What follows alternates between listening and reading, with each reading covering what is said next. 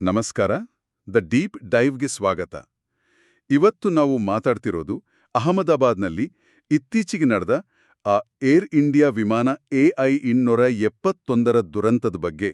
ಸಾಕಷ್ಟು ಸುದ್ದಿಯಲ್ಲಿದೆ ಇದು. ಹೌದು, ಬಹಳ ಆಘಾತಕಾರಿ ಘಟನೆ.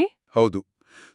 ಇವತ್ತು ನಮ್ಮ ಉದ್ದೇಶ ಏನಂದ್ರೆ, ಲಭ್ಯವಿರೋ ಬೇರೆ ಬೇರೆ ವರದಿಗಳನ್ನ, ಅಂದ್ರೆ Reuters, CBS, AP, guardian, Wikipedia ಇವುಗಳನ್ನೆಲ್ಲ ನೋಡಿ ಈ ಘಟನೆ ಬಗ್ಗೆ, ಸಾವು ನೋವುಗಳ ಬಗ್ಗೆ ಮತ್ತೆ ತನಿಖೆ ಬಗ್ಗೆ ನಮಗೆ ಈಗ ಸದ್ಯಕ್ಕೆ ಏನು ಗೊತ್ತಿದೆ ಅನ್ನೋದನ್ನ ಒಟ್ಟಿಗೆ ಸೇರಿಸಿ ಅರ್ಥ ಮಾಡ್ಕೊಳ್ಳೋಣ. ಸರಿ, ಈಗ ಸದ್ಯಕ್ಕೆ ಲಭ್ಯವಿರೋ ಮಾಹಿತಿನ ಕ್ರೋಢೀಕರಿಸೋಣ. ಓಕೆ, ಹಾಗಾದ್ರೆ ಮೊದಲು ಈ ಘಟನೆ ಹೇಗೆ ನಡೀತು ಅನ್ನೋದರಿಂದ ಶುರು ಮಾಡೋಣ. ವಿಮಾನ AI-271 ಅಹಮದಾಬಾದಿನಿಂದ ಲಂಡನ್ ಗ್ಯಾಟ್ವಿಕ್ಗೆ ಹೋಗ್ತಾ ಇತ್ತು. ಇದು ಬೋಯಿಂಗ್ 787 ಡ್ರೀಮ್ಲೈನರ್ ವಿಮಾನ. VTANB ಇದರ ನೋಂದಣಿ ಸಂಖ್ಯೆ. ಹೌದು, ಇದು ಜೂನ್ 12ರಂದು ಮಧ್ಯಾಹ್ನ ಸುಮಾರು 1:38 ಅಂದ್ರೆ 1.38 ISTಗೆ ಟೇಕ್ ಆಫ್ ಆಗಿದೆ.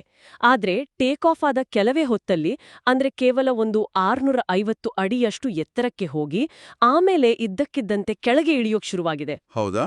ಅಷ್ಟು ಕಡಿಮೆ ಎತ್ತರದಲ್ಲೇನಾ? ಅಲ್ಲಿ CCTV ವಿಡಿಯೋ ಕೂಡ ಸಿಕ್ಕಿದೆ ಅಂತ ಕೇಳಿದ್ದೆ. ಅದೇನ್ ತೋರಿಸುತ್ತೆ? ಹೌದು, ಒಂದು 59 ಸೆಕೆಂಡಿನ ವಿಡಿಯೋ ಇದೆ. ಅದರಲ್ಲಿ ಟೇಕ್ ಆಫ್ ಆದ ಸುಮಾರು 17 ಸೆಕೆಂಡ್ಗಳ ನಂತರ ವಿಮಾನ ಸ್ವಲ್ಪ ಹೊತ್ತು ಸಮತಲದಲ್ಲಿ ಹಾರಿದ ಹಾಗೆ ಕಾಣುತ್ತೆ. ಆದ್ರೆ ಆಮೇಲೆ ಅದರ ಬಾಲದ ಭಾಗ ಮೊದಲು ಕೆಳಕ್ಕೆ ಬಾಗುತ್ತಾ ವೇಗವಾಗಿ ಕೆಳಕ್ಕೆ ಇಳಿಯೋದು ಸ್ಪಷ್ಟವಾಗಿ ಗೊತ್ತಾಗುತ್ತೆ. ಇನ್ನೊಂದು ಮುಖ್ಯವಾದ ಅಂಶ ಅಂದ್ರೆ ಲ್ಯಾಂಡಿಂಗ್ ಗೇರ್ ಕೆಳಗಿತ್ತು ಅನ್ನೋದು ದೃಢಪಟ್ಟಿದೆ. ಮತ್ತೆ ವಿಮಾನ ಅಪ್ಪಳಿಸೋಕೆ ಮೊದಲು ಇಂಜಿನ್ನಲ್ಲಿ ಬೆಂಕಿ ಕಾಣಿಸಿಲ್ಲ ಅಂತಾನೂ ವಿಡಿಯೋದಲ್ಲಿ ಗೊತ್ತಾಗುತ್ತೆ. ಅಂದ್ರೆ ಇಂಜಿನ್ ಫೈರ್ ಕಾರಣ ಅಲ್ಲ ಅನ್ನೋ ಸೂಚನೆನಾ? ಬಹುಶಃ. ಆದ್ರೆ ತನಿಖೆ ಪೂರ್ತಿ ಆಗೋವರೆಗೂ ಏನೂ ಹೇಳೋಕ್ಕಾಗಲ್ಲ. ಆದ್ರೆ ಅತಿ ಹೆಚ್ಚು ಮನಸ್ಸಿಗೆ ನೋವು ಕೊಡೋ ವಿಚಾರ ಅಂದ್ರೆ ಸಾವು ನೋವುಗಳು. ಖಂಡಿತ, ಸಂಖ್ಯೆಗಳು ಭಯಾನಕವಾಗಿವೆ. ಹೌದು, ವಿಮಾನದಲ್ಲಿ ಒಟ್ಟು 242 ಜನ ಇದ್ರು.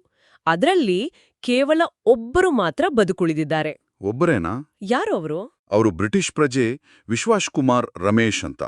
ಅವರು ನಿರ್ಗಮನ ಸಾಲು ಅಂದ್ರೆ ಎಕ್ಸಿಟ್ ರೋ 11A ನಲ್ಲಿ ಕೂತಿದ್ದರು. ಉಳಿದ 241 ಮಂದಿ ದುರಂತದಲ್ಲಿ ಸಾವನ್ನಪ್ಪಿದ್ದಾರೆ. 241 ಜನ? ಇದು ನಿಜಕ್ಕೂ ದೊಡ್ಡ ದುರಂತ. ನೆಲದ ಮೇಲೂ ಪರಿಣಾಮ ಆಗಿದೆ ಅಂತಲ್ಲ? ಹೌದು, ಅದಿನ್ನೊಂದು ದೊಡ್ಡ ದುರಂತ. ವಿಮಾನ ಬಿದ್ದ ರಭಸಕ್ಕೆ ನೆಲದ ಮೇಲೆ ಕನಿಷ್ಠ 38 ಜನರು ಪ್ರಾಣ ಕಳ್ಕೊಂಡಿದ್ದಾರೆ. ಅಯ್ಯೋ ಪಾಪ. ಮತ್ತೆ 60ಕ್ಕೂ ಹೆಚ್ಚು ಜನ ಗಾಯಗೊಂಡಿದ್ದಾರೆ. ಈಗ ಗುರುತು ಪತ್ತೆ ಮಾಡೋಕೆ ಕುಟುಂಬದವರು DNA ಸ್ಯಾಂಪಲ್ಸ್ಗಳನ್ನ ಕೊಡ್ತಾ ಇದ್ದಾರೆ. ತುಂಬಾ ಕಡಿಮೆ ಮೃತದೇಹಗಳನ್ನ ಮಾತ್ರ ಗುರುತಿಸಿ ವಾಪಸ್ ಕೊಡೋಕೆ ಸಾಧ್ಯ ಆಗಿದೆ ಸದ್ಯಕ್ಕೆ. ಇದು ಅಲ್ಲಿರೋ ಕುಟುಂಬಗಳಿಗೆ, ಸ್ಥಳೀಯರಿಗೆ ಅಂದ್ರೆ ತುಂಬಾನೇ ದೊಡ್ಡ ಆಘಾತ ಉಂಟು ಮಾಡಿದೆ. ಅರ್ಥ ಆಗುತ್ತೆ. ಈಗ ತನಿಖೆ ಬಗ್ಗೆ ಮಾತಾಡೋಣ. ಕಪ್ಪು ಪೆಟ್ಟಿಗೆಗಳು ಅಂದ್ರೆ ಬ್ಲ್ಯಾಕ್ ಬಾಕ್ಸ್ಗಳು ಸಿಕ್ಕಿವೆ ಅಂತ ವರದಿಯಾಗಿದೆ ಅಲ್ವಾ? ಹೌದು, ಸಿಕ್ಕಿವೆ. ಫ್ಲೈಟ್ ಡೇಟಾ ರೆಕಾರ್ಡರ್ ಅಂದ್ರೆ FDR ಇದು ವಿಮಾನದ ವೇಗ, ಎತ್ತರ, ಕಂಟ್ರೋಲ್ಸ್ ಪೊಸಿಷನ್ ಎಲ್ಲಾ ದಾಖಲು ಮಾಡುತ್ತೆ. ಓಕೆ. ಮತ್ತೆ ಕಾಕ್ಪಿಟ್ ವಾಯ್ಸ್ ರೆಕಾರ್ಡರ್ CVR ಇದು ಪೈಲಟ್ಗಳ ಸಂಭಾಷಣೆ, ಕಾಕ್ಪಿಟ್ನಲ್ಲಿನ ಶಬ್ದಗಳನ್ನ ರೆಕಾರ್ಡ್ ಮಾಡುತ್ತೆ. ಇವೆರಡೂ ಪತ್ತೆಯಾಗಿವೆ. ಸರಿ. ಅದರ ವಿಶ್ಲೇಷಣೆ ಈಗ ನಡೀತಿದ್ಯಾ? ಹೌದು, ನಡೀತಿದೆ. ಇದು ಬಹಳ ಮುಖ್ಯವಾದ ಹಂತ. ಇದಕ್ಕಾಗಿ UK, USನ NTSB national transportation safety board, ವಿಮಾನ ತಯಾರಕ ಬೋಯಿಂಗ್ ಮತ್ತೆ ಇಂಜಿನ್ ತಯಾರಕ GE ಇವರೆಲ್ಲರ ಸಹಾಯ ತಗೊಳ್ತಾ ಇದ್ದಾರೆ.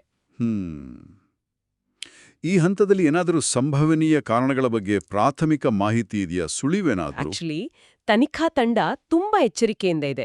ಅವರ ಹಲವು ಸಾಧ್ಯತೆಗಳನ್ನ ನೋಡ್ತಾ ಇದ್ದಾರೆ. ಬಹುಶಃ 2 ಇಂಜಿನ್ಗಳು ಫೇಲ್ ಆಗಿರಬಹುದಾ, ಅಥವಾ ಥ್ರಸ್ಟ್ ಲಾಸ್ ಅಂದ್ರೆ ಇಂಜಿನ್ ಪವರ್ ಕಮ್ಮಿ ಆಗಿರಬಹುದಾ, ಅಥವಾ ರೆಕ್ಕೆಗಳ ಮೇಲಿರೋ ಫ್ಲಾಪ್ಸ್ ಇದೆಯಲ್ಲ ಅದರ ನಿರ್ವಹಣೆಯಲ್ಲಿ ಏನಾದ್ರೂ ತಪ್ಪಾಯ್ತಾ, ಲ್ಯಾಂಡಿಂಗ್ ಗೇರ್ ಆಪರೇಷನ್ ಸರಿಯಾಗಿ ಆಗಿಲ್ವಾ, ಹೀಗೆ ಹಲವು ಕೋನಗಳಿಂದ ಪರಿಶೀಲನೆ ನಡೀತಿದೆ. ಸರಿ. ಇದಕ್ಕೆ ನಮ್ಮ ನಿಯಂತ್ರಕ ಸಂಸ್ಥೆಗಳು ಅಂದ್ರೆ DGCA ಹೇಗೆ ಪ್ರತಿಕ್ರಿಯಿಸಿದೆ? DGCA ಅಂದ್ರೆ directorate general of civil aviation ತಕ್ಷಣವೇ ಕ್ರಮ ಕೈಗೊಂಡಿದೆ.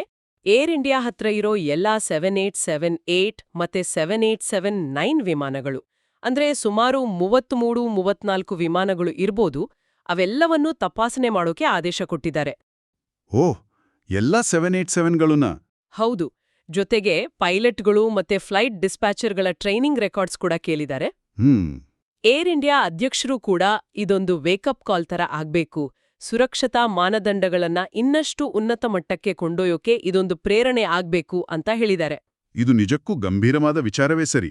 ಯಾಕಂದ್ರೆ ಇದು ಬೋಯಿಂಗ್ 787 ಡ್ರೀಮ್ ಲೈನರ್ ವಿಮಾನಕ್ಕೆ ಸಂಬಂಧಿಸಿದ ಮೊದಲ ಮಾರಣಾಂತಿಕ ಅಪಘಾತ ಅಂತನೂ ಹೇಳ್ತಿದಾರಲ್ವಾ? ಖಂಡಿತವಾಗಿಯೂ ದಶಕಗಳಲ್ಲೇ ಭಾರತದಲ್ಲಿ ನಡೆದ ಅತ್ಯಂತ ಭೀಕರ ವಿಮಾನ ಅಪಘಾತಗಳಲ್ಲಿ ಇದು ಒಂದು. ಮತ್ತೆ ಹೌದು, 787ಗೆ ಸಂಬಂಧಪಟ್ಟಾಗೆ ಇದು ಮೊದಲ ಫೇಟಲ್ ಕ್ರ್ಯಾಶ್. ಹಾಗಾಗಿ ಇದರ ತನಿಖೆ ಬಹಳ ಮಹತ್ವ ಪಡೆಯುತ್ತೆ. ಹಾಗಾದ್ರೆ ಮುಂದೆ ತನಿಖೆಯಲ್ಲಿ ನಾವು ಏನನ್ನು ನಿರೀಕ್ಷಿಸಬಹುದು? ಮುಂದಿನ ಹೆಜ್ಜೆಗಳೇನು? ಮುಖ್ಯವಾಗಿ ಆ ಬ್ಲ್ಯಾಕ್ ಬಾಕ್ಸ್ಗಳ ವಿಶ್ಲೇಷಣೆ ಅದು ಬಹಳ ನಿರ್ಣಾಯಕವಾಗ್ಲಿದೆ. ಅದರಿಂದ ಇಂಜಿನ್ ಸೆಟ್ಟಿಂಗ್ಸ್ ಹೇಗಿತ್ತು, ಪೈಲಟ್ಗಳು ಕೊನೆ ಕ್ಷಣದಲ್ಲಿ ಏನ್ ಮಾತಾಡಿದ್ರು, ಯಾವ್ದಾದ್ರೂ ಅಲಾರ್ಮ್ ಸಿಸ್ಟಮ್ ಆಕ್ಟಿವೇಟ್ ಆಗಿತ್ತಾ, ಈ ಥರದ ತುಂಬಾ ಮುಖ್ಯವಾದ ವಿವರಗಳು ಸಿಗ್ಬಹುದು. ಸರಿ. ಇದು ನಾವು ಮುಂಚೆ ಮಾತಾಡಿದ್ವಲ್ಲ, ಇಂಜಿನ್ ಫೇಲ್ಯೂರ್, ಫ್ಲಾಪ್ ಅಥವಾ ಗೇರ್ ಸಮಸ್ಯೆ, ಈ ಥಿಯರಿಗಳನ್ನ ಖಚಿತಪಡಿಸೋಕೆ ಅಥವಾ ತಳ್ಳಿ ಹಾಕೋಕೆ ಸಹಾಯ ಮಾಡುತ್ತೆ. ಭಾರತದ ವಿಮಾನ ಅಪಘಾತ ತನಿಖಾ ದಳ ಅಂದ್ರೆ AAIB ಅವರಿಂದ ಪ್ರಾಥಮಿಕ ವರದಿ ಬರೋಕೆ ಇನ್ನು ಸುಮಾರು 3 ತಿಂಗಳಾದ್ರೂ ಬೇಕಾಗಬಹುದು ಅಂತ ಅಂದಾಜಿದೆ. ಓಕೆ. ಸದ್ಯಕ್ಕೆ ಏರ್ ಇಂಡಿಯಾದ ಎಲ್ಲಾ 787 ವಿಮಾನಗಳ ತಪಾಸಣೆ ನಡೀತಿದೆ ಅಂದಿರಿ? ಹೌದು, ಅದು ನಡೀತಿದೆ. ಅಷ್ಟೇ ಅಲ್ಲ, ಈ ಘಟನೆ ಆದ್ಮೇಲೆ ಇನ್ನೊಂದು ಡ್ರೀಮ್ ಲೈನರ್ ವಿಮಾನದಲ್ಲಿ ಏನೋ ತಾಂತ್ರಿಕ ಸಮಸ್ಯೆ ಕಾಣಿಸ್ಕೊಂಡು ಅದು ಹಾರಾಟದ ಮಧ್ಯದಲ್ಲೇ ವಾಪಸ್ ಬಂದಿದೆ ಅಂತಾನೂ ವರದಿಯಾಗಿದೆ. ಇದು ಸ್ವಲ್ಪ ಆತಂಕ ಮೂಡಿಸುತ್ತೆ ಸಹಜವಾಗಿ. ಹೌದು, ಖಂಡಿತ. ಒಟ್ಟಿನಲ್ಲಿ ಈ ದುರಂತದ ಬಗ್ಗೆ ಈಗಲೂ ಹಲವು ಪ್ರಶ್ನೆಗಳು ಹಾಗೆ ಉಳಿದಿವೆ. ತನಿಖೆ ಮುಂದುವರೆದಂತೆ ಆಶಾದಾಯಕವಾಗಿ ನಮಗೆ ಸ್ಪಷ್ಟ ಚಿತ್ರಣ ಸಿಗುತ್ತೆ. ಆದ್ರೆ ಇಲ್ಲಿ ನಾವೆಲ್ಲರೂ ಯೋಚಿಸಬೇಕಾದ ಒಂದು ವಿಷಯ ಇದೆ. ತನಿಖೆ ಹೆಚ್ಚಾಗಿ ತಾಂತ್ರಿಕ ಕಾರಣಗಳ ಮೇಲೆ, ಅಂದ್ರೆ ಇಂಜಿನ್, ಫ್ಲಾಪ್ಸ್ ಇವುಗಳ ಮೇಲೆ ಗಮನ ಹರಿಸುತ್ತೆ. ಸರಿ. ಆದ್ರೆ ಆ ಒಬ್ಬ ಬದುಕುಳಿದ ವ್ಯಕ್ತಿ, ಆತ ಎಕ್ಸಿಟ್ ರೋನಲ್ಲಿದ್ದ ಅನ್ನೋದು, ನೆಲದ ಮೇಲಾದ ಸಾವು ನೋವುಗಳು, ಸುರಕ್ಷತೆ ಸುಧಾರಿಸಿ ಅಂತ ಬರ್ತಿರೋ ಕೂಗುಗಳು, ಈ ಮಾನವೀಯ ಅಂಶಗಳಿದೆಯಲ್ಲ, ಹೌದು, ಇವು ಕೇವಲ ಮೆಕ್ಯಾನಿಕಲ್ ಫೇಲಿಯರ್ ಅನ್ನೋದನ್ನ ಮೀರಿ ನಿಲ್ತವೆ. ಇವು ವಿಮಾನಯಾನ ಸುರಕ್ಷತೆ ಅನ್ನೋದು ಎಷ್ಟು ದೊಡ್ಡ ಜವಾಬ್ದಾರಿ, ಅದರ ಪರಿಣಾಮಗಳು ಎಷ್ಟು ವಿಸ್ತಾರವಾದದ್ದು ಅನ್ನೋದ್ರ ಬಗ್ಗೆ ನಮ್ಗೇನು ಹೇಳ್ತವೆ. ಇದನ್ನ ನಾವು ಮುಂದಿನ ದಿನಗಳಲ್ಲಿ ಖಂಡಿತವಾಗೂ ಚಿಂತಿಸಬೇಕಾದ ವಿಷಯ ಅಂತ ನನಗನ್ನಿಸುತ್ತೆ.